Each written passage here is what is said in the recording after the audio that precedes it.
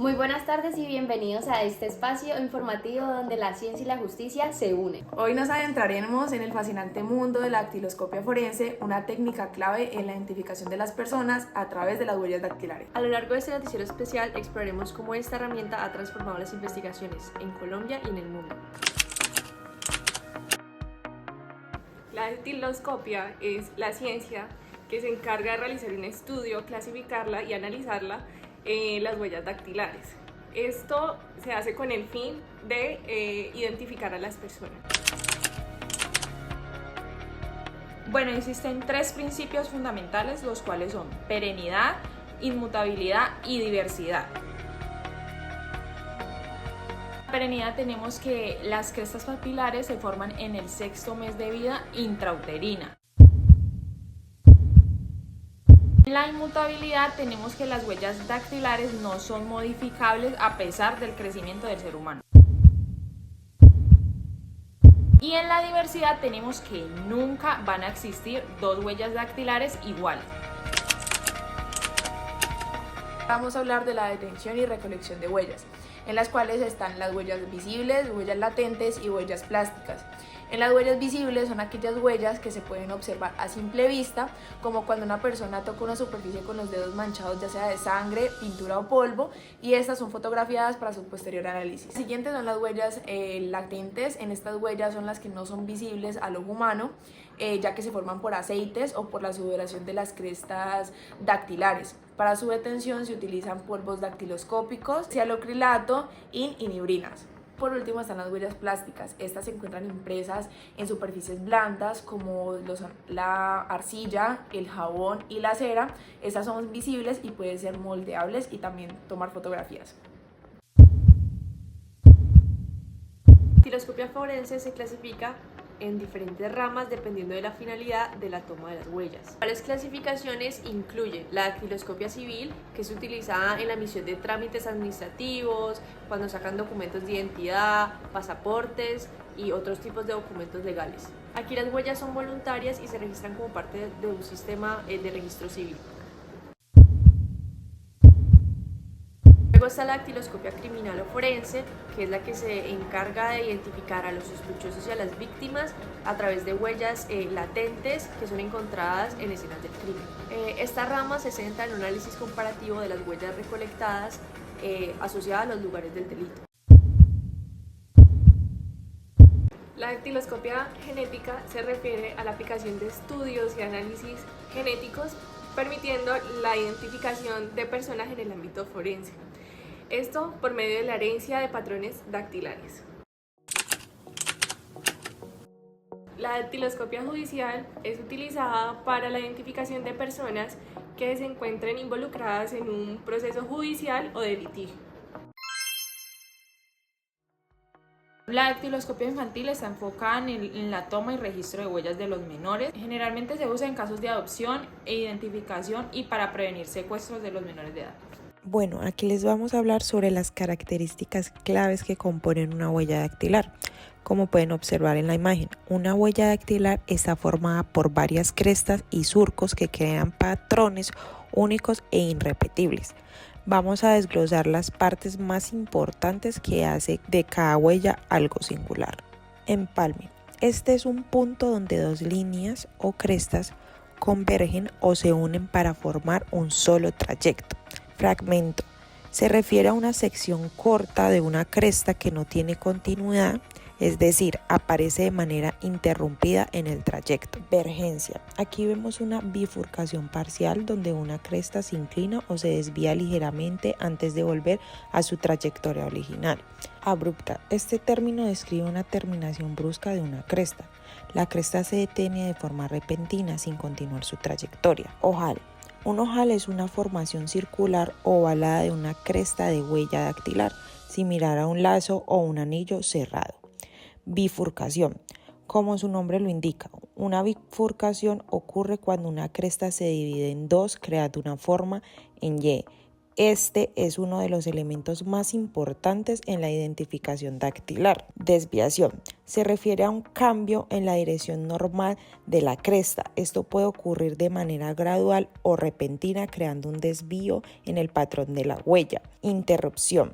Al igual que el fragmento, una interrupción es cuando una cresta se corta repentinamente, pero en este caso suele suceder de manera más pronunciada, como si algo bloqueara la continuidad de la cresta. Transversal. Este es un patrón en el que la cresta cruza la huella en un ángulo en lugar de seguir a un curso paralelo. Punto. Como su nombre lo sugiere, un punto es un detalle diminuto en la huella dactilar representando por un pequeño fragmento o mancha que se encuentra aislado dentro del patrón de las crestas. La singularidad de la piel de las crestas de fricción cae bajo un panorama más amplio de la singularidad biológica. Eso quiere decir que no hay partes exactamente iguales de ningún organismo vivo. Los factores extrínsecos y extrínsecos juegan un papel muy importante acá, ya que es en el desarrollo del órgano individual, tal como la piel humana. Son imposibles de duplicar, aún en áreas demasiado pequeñas. La singularidad de la piel se puede rastrear en periodos tardío, embrionario y también en fetal temprano. El proceso de desarrollo embriológico consiste en la fertilización del óvulo y continúa a través de un periodo de rápida división celular. En los óvulos de los mamíferos, una masa celular interna es concentrada en un polo, causando alteraciones con patrones durante la división. Las células del óvulo contienen muchas sustancias diferentes, que ellas actúan como señales genéticas durante el desarrollo temprano del embrión. Esas sustancias no están distribuidas de manera uniforme. Las crestas primarias y secundarias se encuentran interconectadas con la dermis, para así poderle proporcionar apoyo y fuerza a las crestas de fricción en la piel. A continuación tenemos un invitado especial al cual le vamos a hacer unas pequeñas preguntas que nos van a ayudar a resolver algunas dudas. Un saludo muy especial, mi nombre es Nixon Richard Poveda Daza, soy abogado graduado de honor de la Universidad Católica de Colombia, especialista en ciencias forenses de la misma universidad y perito certificado en huellas dactilares por parte del Instituto Nacional de Medicina Legal y Ciencias Forenses de Colombia. También soy analista forense de documentos, perito en grafología forense desde 1997. ¿Qué tipo de tecnologías o herramientas se utilizan al tomar las huellas digitales? Bueno, en cuanto a la primera pregunta, es importante señalar que actualmente, de acuerdo al lenguaje común que se maneja en la comunidad experta, se habla de crestas de fricción. Las crestas de fricción o huellas dactilares o dactilogramas o impresiones o dibujos dactilares pueden estar puestos de manera voluntaria sobre una superficie o puede tratarse de impresiones dactilares latentes, las que se dejan en la escena de los hechos de manera involuntaria. Entonces hay dos escenarios, uno en el laboratorio y otro en la escena de los hechos. Si es en el laboratorio, los equipos que generalmente se utilizan y las herramientas y la tecnología son básicamente cualquier equipo que permita la magnificación del campo visual o la ampliación, tipo microscopios, cámaras fotográficas y elementos que permitan la medición a través de software de medición para establecer las distancias que pueden existir entre los puntos característicos o las minucias en una impresión dactilar, ¿vale? Entonces, equipos de magnificación, cámaras fotográficas y aplicación de luces forenses. En la escena de los y equipos de medición. En la escena de los hechos es importante también contar con diferentes fuentes de luz, especialmente luces que permiten el revelado de huellas latentes y algunos reactivos que permiten recuperar las impresiones dactilares que han sido dejadas y que no se pueden percibir a la observación directa. Básicamente esas son las herramientas que se utilizan actualmente, son software de medición, cámaras fotográficas, microscopios y luces forenses. ¿Cómo manejan las huellas dactilares parciales o dañadas? Uno de los principios del análisis y de identificación de crestas de fricción es precisamente que las impresiones dactilares son perennes, quiere decir que permanecen en el ser humano desde el cuarto mes de vida intrauterina y van inclusive hasta después de la muerte. Son inmutables porque no cambian ni siquiera con el paso del tiempo, a no ser que se haga de manera voluntaria a través de cicatrizaciones profundas que hacen que sea mucho más identificable el dactilograma. Y adicionalmente las impresiones dactilares son diversiformes, Esas son las tres características de las huellas dactilares. Hasta el día de hoy, pues desde el punto de vista de diferentes papers de corte académico, investigaciones académicas, no se ha probado que existan en el mundo dos impresiones dactilares que coincidan morfométricamente en ubicación de puntos y distribución de características. Entonces, al día de hoy se puede decir que son exclusivas y permiten la identificación de los seres humanos. Generalmente hay algunos casos en donde pueden haber cierta semejanza en las morfologías para algunos dedos, para algunas regiones y también para alguna relación de parentesco o ADN. Por ejemplo, los gemelos univitelinos generalmente presentan impresiones dactilares muy semejantes, aunque también presentan diferencias que permiten identificarlos plenamente a los gemelos hijos de una misma madre en una misma placenta. Es una reconstrucción o un seguimiento de crestas, pero es un trabajo que requiere experiencia y de muchísimo cuidado para no ir a descontextualizar la impresión dactilar y a emitir un falso positivo. Entonces, no se trata de completarla, sino de valorar lo que hay frente a la que se tenga como modelo de referencia. ¿Cómo se enfrentan los falsos positivos en la dactiloscopia? La expresión falsos positivos es una expresión, digamos, más de tipo periodístico que científico o forense, y se refiere al hecho de los errores de percepción en los que puede incurrir un analista por diferentes factores.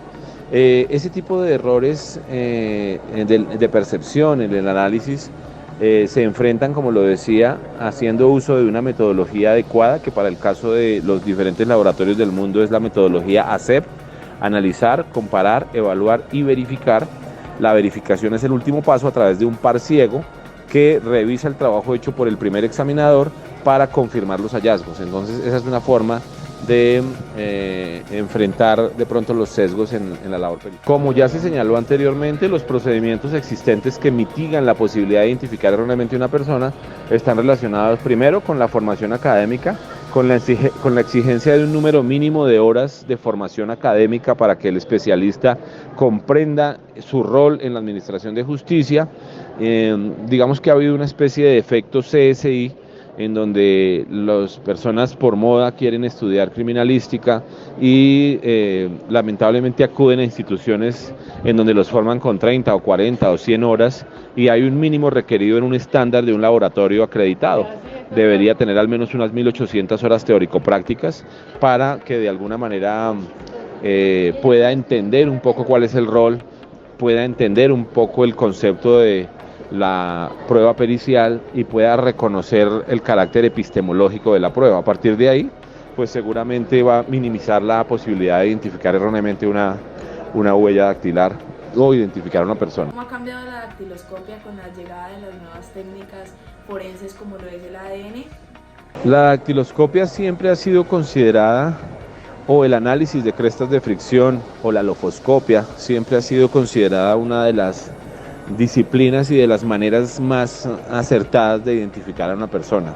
Existen otras como la carta dental, por ejemplo, o como el reconocimiento de cadáveres a través de la extensión de los huesos, o las pruebas de ADN, o existen otra serie de disciplinas, pero digamos que una de las que ofrece una mayor posibilidad de acierto es el análisis de las impresiones dactilares. Desde luego que tanto la prueba de identificación a través de las huellas dactilares como aquella que se practica con exámenes de laboratorio de ADN, pues digamos que las dos presentan de alguna manera una garantía y deben ser multidisciplinares y combinarse entre sí para que el resultado sea mucho más acertado. En casos de pacientes con dermatitis, ¿cómo es el manejo para la toma de huellas? Generalmente existe un orden para tomar la reseña dactilar en la registraduría. Cuando se toma la tarjeta de cadactilar, es decir, las 10 huellitas de la persona que se presenta cuando cumple la mayoría de edad. Si la persona, por ejemplo, tiene dermatitis en el índice derecho, que es el dedo por excelencia en Colombia para identificar y el que aparece en los documentos de identificación, pues entonces, o si tiene alguna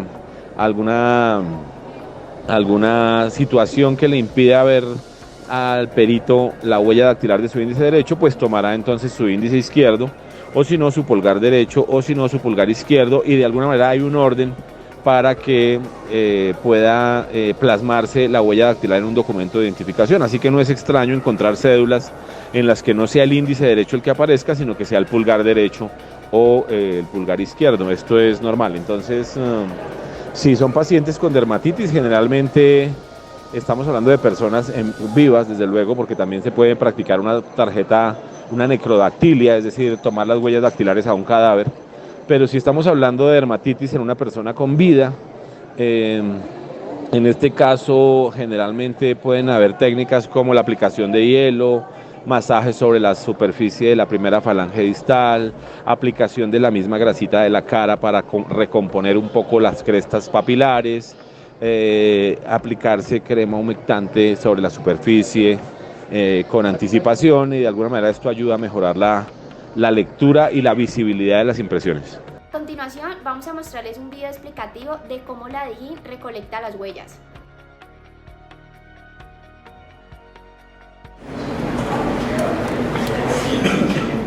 Aplicamos reactivos, en este caso son reactivos físicos, que lo vamos a aplicar para encontrar o para mirar si en el momento del hecho el agresor nos dejó alguna impresión de huella dactilar latente, que la vamos a buscar con este tipo de reactivo y utilizando este tipo de brocha para mirar a ver en dónde fue la manipulación del mismo. El mismo reactivo nos va diciendo en qué partes de la superficie que estamos explorando hubo la manipulación y posibles huellas o fragmentos dactilares del agresor, así como lo estamos viendo en este momento. Vemos entonces que hay huellas dactilares las cuales se van a trasplantar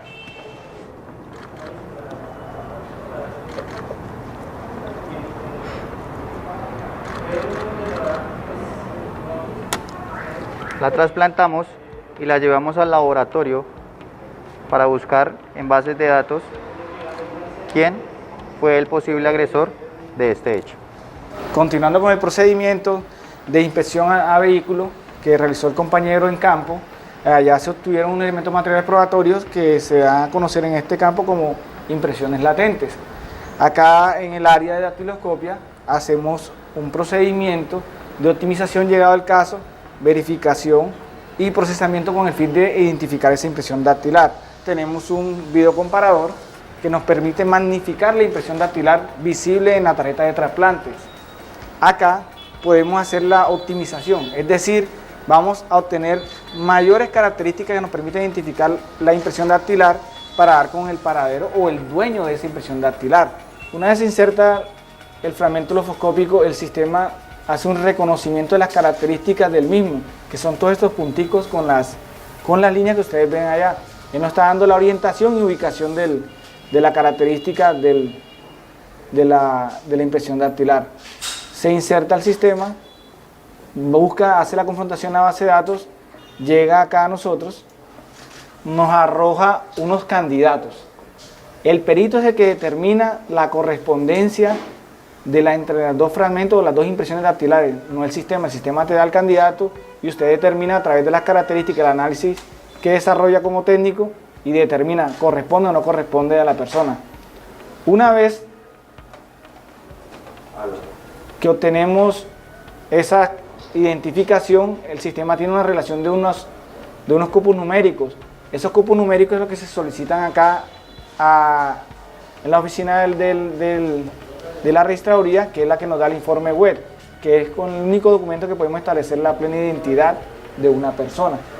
Mi función específica en esta unidad es de entregarles a los compañeros la consulta web service, que es la fotocédulas de las personas que están siendo investigadas o que han sido capturadas en flagrancia o cualquier tipo de orden de autoridad competente.